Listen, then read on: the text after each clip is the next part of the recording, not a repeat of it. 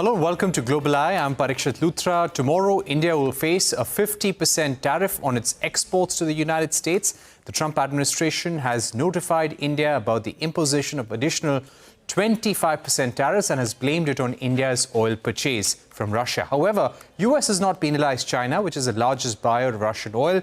India's tariff rate is now higher than all of its peers in Asia and the neighboring countries like Vietnam, Malaysia, Indonesia and Philippines all have tariffs in the range of 19 to 20%. Only Brazil and India face the highest tariff rate of 50%. South Africa and China also face levies of 30% currently.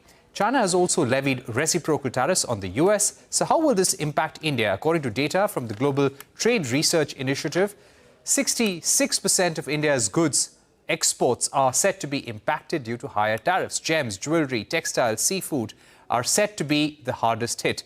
The jewellery sector has already warned that 1.7 lakh people could potentially lose their jobs. Trump has imposed 50% tariffs on steel and aluminium worldwide.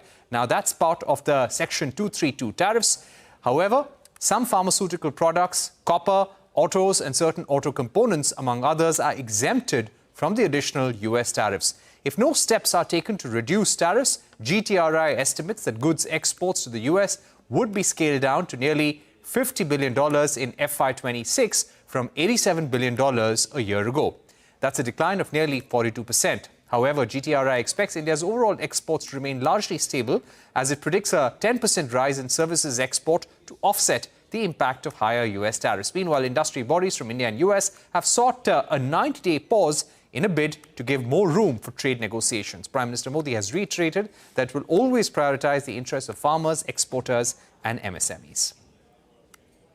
मैं आपको बार-बार वादा करता हूं, मोदी के लिए आपके हित सर्वोपरि है। मेरी सरकार लघु उद्यमियों का, किसानों का, पशुपालकों का कभी भी अहित नहीं होने देंगी। We're now joined by former Indian ambassador to the US, Arun Singh. Thank you very much for being with us on the program. Ambassador, is it now certain, now that these tariffs have been notified, is it certain that they will now come to effect and there is not going to be any deal before tomorrow or before 27th August? With Donald Trump, you never know. But, and according to some reports, industry is requesting for, on both sides for some pause in the imposition of tariffs. But other than that, as of now, there's been no clear indication that there will be a postponement or that they would not be enforced. And the US has issued an order to that effect. Therefore, let's see. I think for the moment, we should be prepared for the fact that as of tomorrow, they're most likely going to come into effect. And do our plans accordingly. What could possibly break the ice right now? Is there still a window for diplomacy? Look, there's always a window for diplomacy, but I think the way the tariffs have been imposed on India for this additional 25% is part of the domestic politics of Donald Trump. He has projected that he would resolve the Russia-Ukraine conflict in one day, in 24 hours. And then he had this meeting with President Putin. He's come under criticism that he's not been able to take any effective action to resolve the Russia-Ukraine conflict. Also, he has not taken any additional measures against Russia since becoming president. So he's coming under criticism for that. He doesn't want to take any action against China, because China, as you mentioned, imports much more energy than India does, because China has shown countervailing power. And China has imposed reciprocal tariffs, as a result of which, when they had gone above 100% in each case, the US bond market had got destabilized, and Trump gave a 90-day pause. China has also shown countervailing power through imposing export controls on rare earths, critical materials, which US needs badly for its industry. So at this stage, Donald Trump does not want to take any action against China. And so since he was coming under criticism and he felt that he needed to take some action, he's decided to take action against India, levying this additional tariff.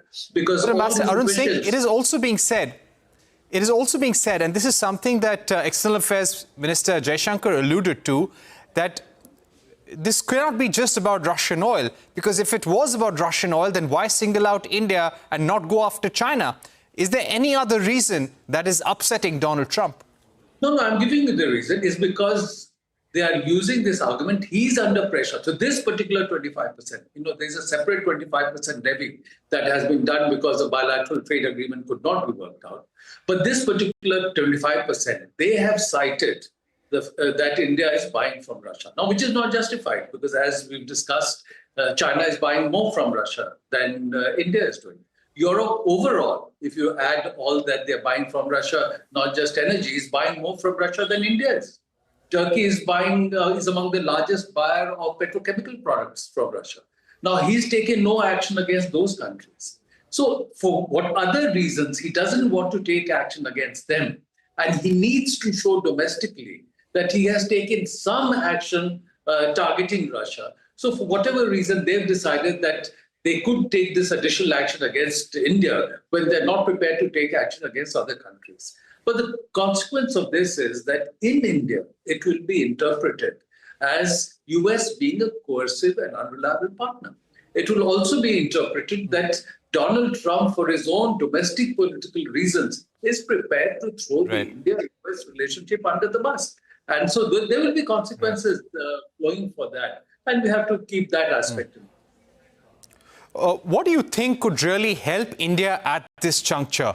Can India do anything which will help put a pause on these additional 25% tariff? Or you feel that too much water has flown under the bridge now?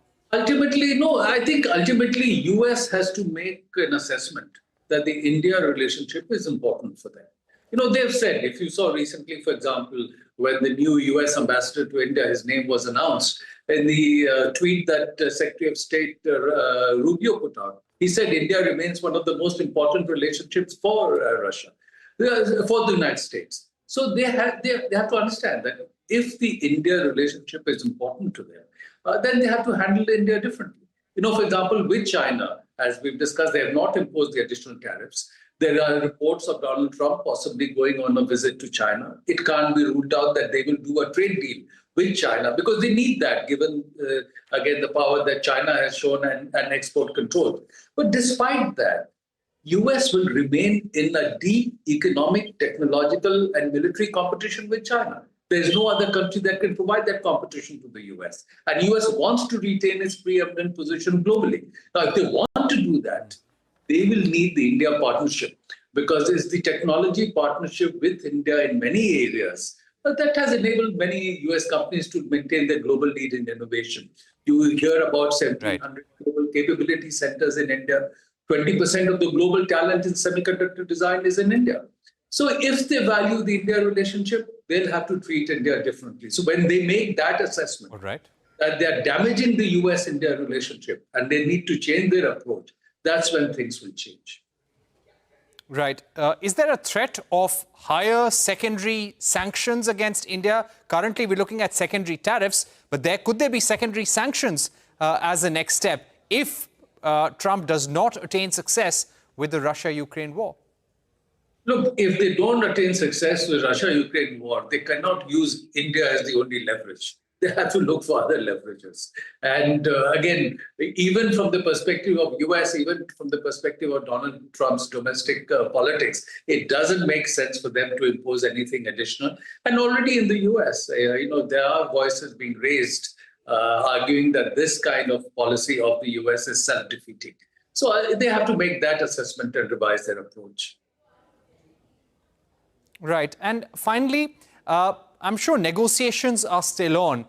One of the suggestions that have come from industry bodies is for a conversation between Donald Trump and Prime Minister Narendra Modi.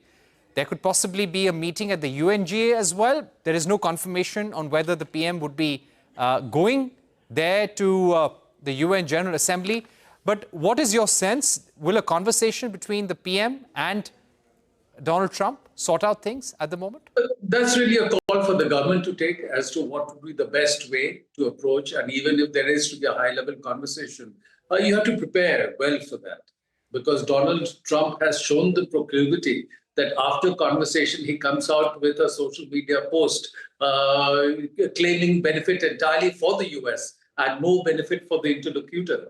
So that could in itself be challenging. So I think those are things that have to be carefully thought through and worked out.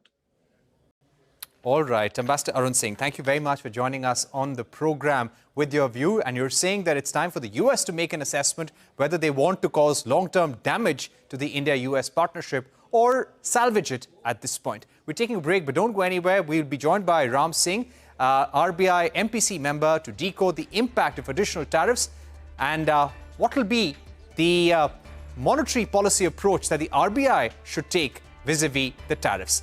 That's coming up on the other side.